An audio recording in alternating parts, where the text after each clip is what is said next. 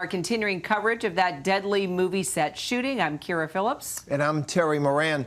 So we want to just wrap up what you've been watching on the network, and that is this press conference by the county sheriff there, Adam Mendoza, and the county prosecutor, Mary Carmack Altwies is her name, on this investigation, ongoing investigation into the shooting on the set of the movie Rust, starring Alec Baldwin. Alec Baldwin taking a gun, which he was told, according to witnesses, was a cold gun, and it discharging and killing the cinematographer and wounding the director on this. And I want to bring in Kaylee Harting, who has been following this story from the start in Santa Fe, along with ABC News legal contributor Shauna Lloyd and Hollywood armor and prop master Dutch Merrick. So, Kaylee, you know, this is news, what happened at this press conference. We heard for the first time that this was a live round. This was a real bullet in a prop gun. And that is what killed Lima Hutchins. And also that this investigation continues, and they continue to find more ammunition on that set, which the sheriff said he believed would include live ammunition as well. So there was a lot of information in this press conference.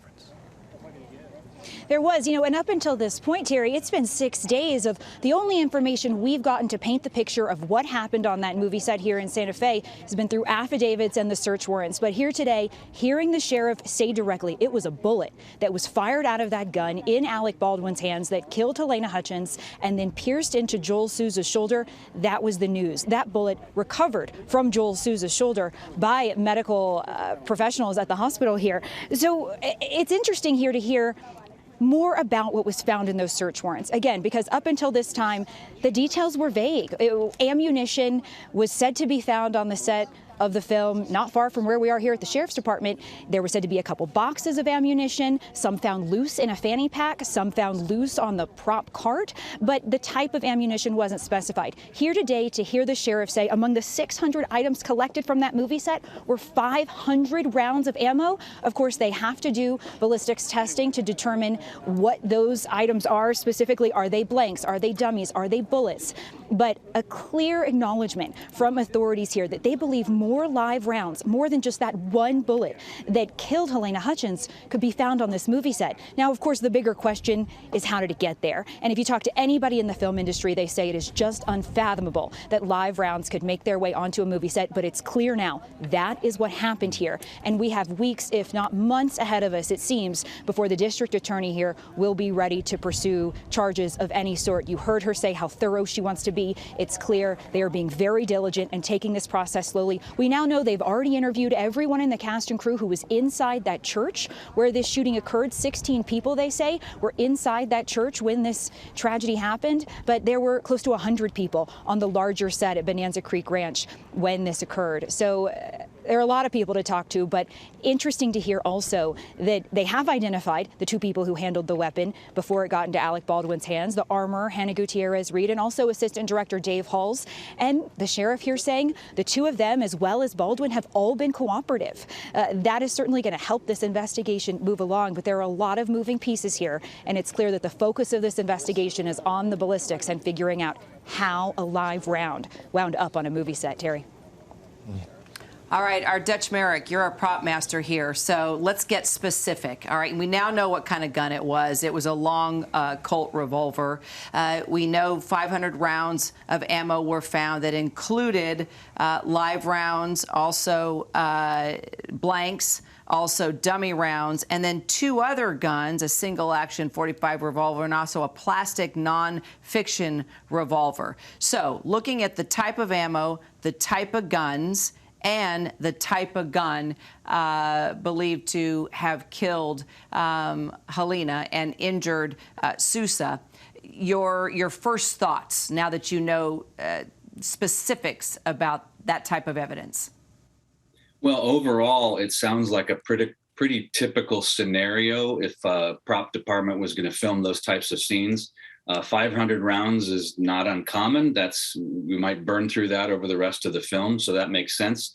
Dummy rounds make sense because you dress those into the gun and you use them for purposes of making it look loaded when you're filming from the front of a revolver. That all makes sense. The thing that doesn't make sense is the live rounds. I'd love to know how many other live rounds were found on the set. As the sheriff said, safety is paramount, and we focus on that. The thing that comes to mind is he said 2 people inspected and handled the firearm, both the armorer and the first AD. So that's the first time hearing that. He also said that 16 people were in proximity of the firing, but that didn't tell me that they were inside the church. So as far as I've heard reported firsthand was that the camera operator, the DP who was killed, the director who was shot, the first AD, and the actor, the only people I've heard mentioned actually in the room. But he said the gun was handled by Hannah, so I'm curious about that. I do have a picture of of a similar revolver I can demonstrate for you. Sure. Sure. So if I was handling a revolver, I would check to see if it was loaded. But this is an image of one of those types of revolvers, and you can see this properly, right? There's a gap right here between the cylinder and the frame. That gap will show you the brass casing. So if you look from the side of the gun, you'll be able to easily see the brass casing. And this is a blank, very likely what they were using. It's called a 5-in-1 that will work for several different applications in Westerns. It'll work for the revolvers and the rifles. So, and as you can see, the front of the round is crimped. It has sort of a pinched down, almost like the end of a hot dog. So it's very obvious when it's a blank, which leaves me the question, in the gun that was in the shooting, was there just one bullet and blank casings? Was there bullet and empty casings, implying that it came back from the gunfire at lunch or at the break, and it just was left with one unfired round? They fired 5 out of 6. Or was it just one round, one live round put in there and nothing else? And that would tell a little different story. And Dutch, if I can just follow up with you for a moment on a couple of things. First, the size of that weapon. That's a Peacemaker, right? A Colt 45, and devastating firepower, I imagine. Then second, what you've just said on the nature of the rounds, and what we heard from the sheriff, that there were rounds kind of not sorted in people's clothing, just kind of lying around on carts. Would it be possible for somebody to pick up a live round accidentally along with blanks and load it? So it's pretty common when you're an armorer and working with rounds, blanks, that you'll have them in a pouch on your person to load the gun for the next scene.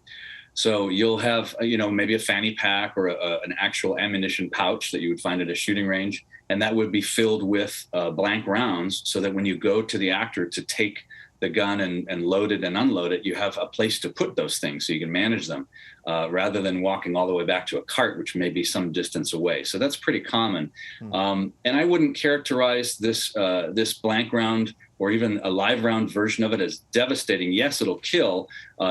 These older rounds don't have the power of modern rounds. And it is unfathomable, as Kaylee said, it's unfathomable to think that there's real ammunition on a set. So then let me follow up about the armorer and the assistant director. So you've got Hannah Gutierrez-Reed, who is the armorer, and then you've got the assistant director, Dave Halls. From what you heard, was that proper protocol? Correct me if I'm wrong, but I didn't know the assistant director, and maybe we've talked about this already, is not supposed to touch the gun, that it's only the armorer. So is it possible, I mean, as you look at that information, listen to that information, should both of them have been handling it? Should both of them have been loading that gun? Did they both have, the pouch with ammo?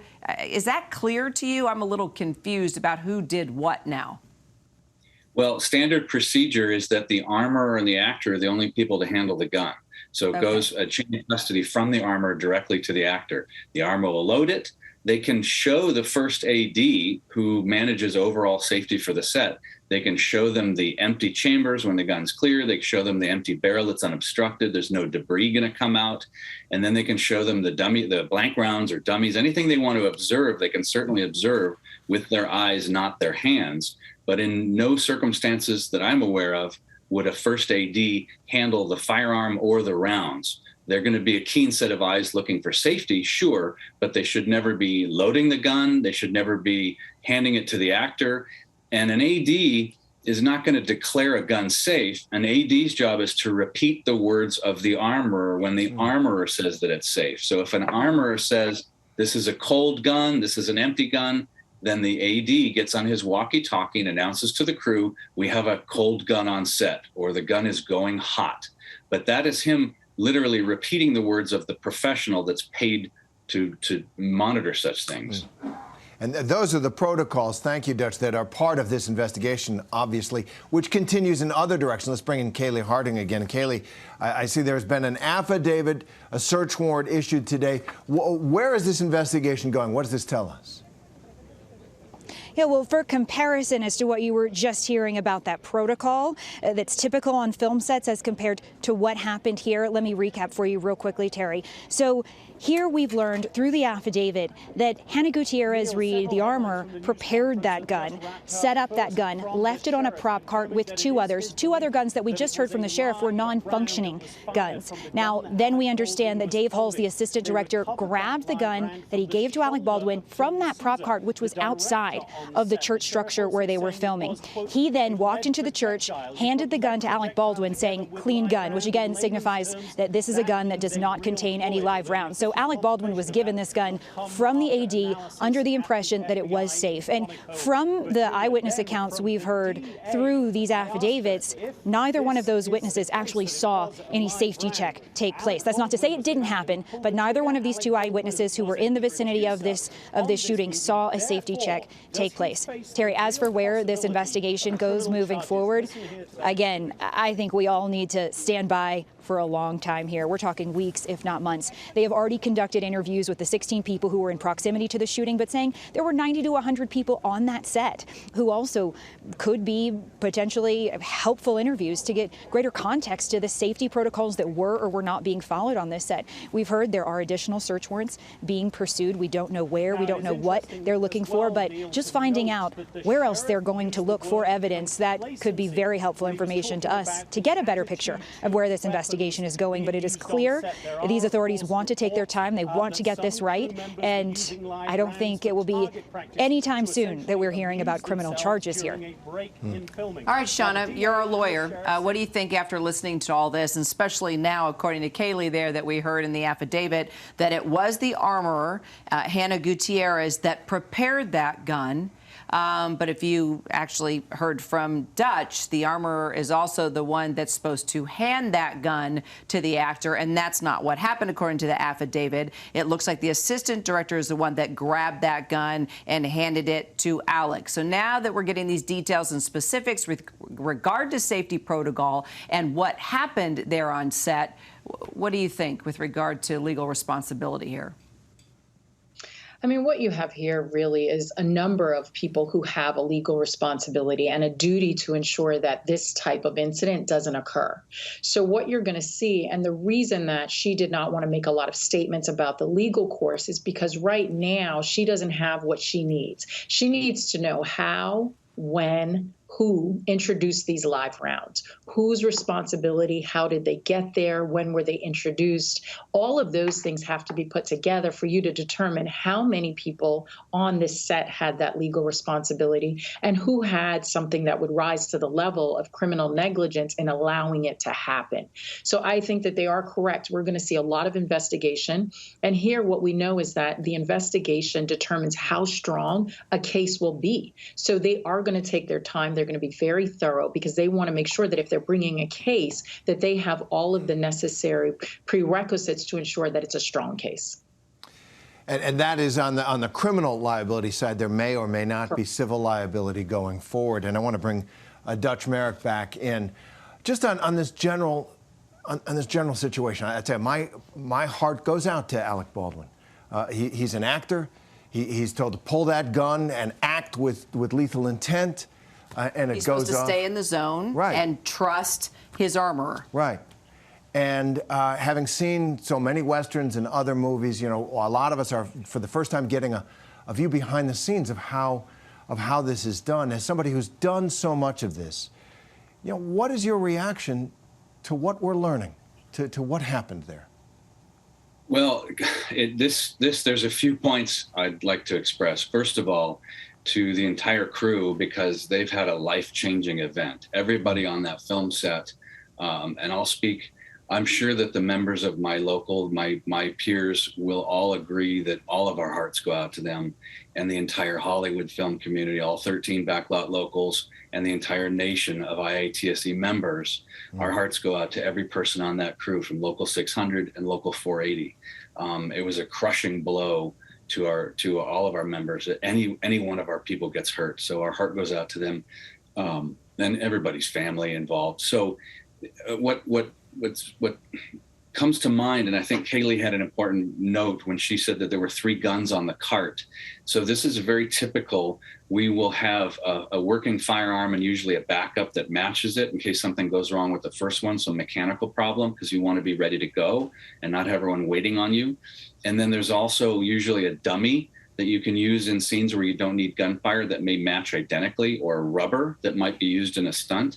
So it sounds like that cart had a pretty typical complement of props for the scene, a real gun and maybe a dummy mechanical one that's been modified, and then a rubber one. Now, the first AD, those things are supposed to look identical, and you're not supposed to tell them apart on camera, but an armorer knows the difference immediately. If a first AD grabbed it off the cart, then he may have chosen the wrong gun for this blocking rehearsal. If the armorer handed it to him, she picked which gun to use for the rehearsal. So there was a decision made there. If the AD grabbed it off the cart, he may have picked one that he thought was inert. Who knows? But if he was handed one by the armorer, it should have been checked by the armorer and double checked by the first AD.